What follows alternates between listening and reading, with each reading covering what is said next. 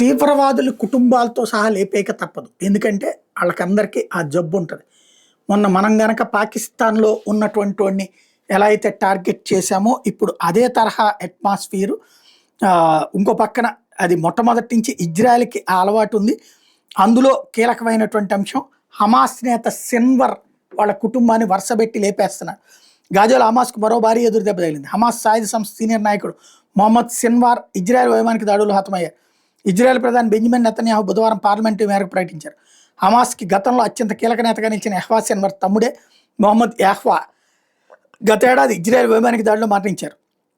2023 October 7న Israel శివారు గ్రామాల మీద హమాస్ మెరుపు దాడి ఘటన సూత్రధారులో యహ్వా ఒకరని ఇజ్రాయెల్ ఆరోపించడం తెలిసిందే. యహ్వా అనంతరం ఆయన బాధ్యతలు మొహమ్మదే చూసుకుంటున్నాడు.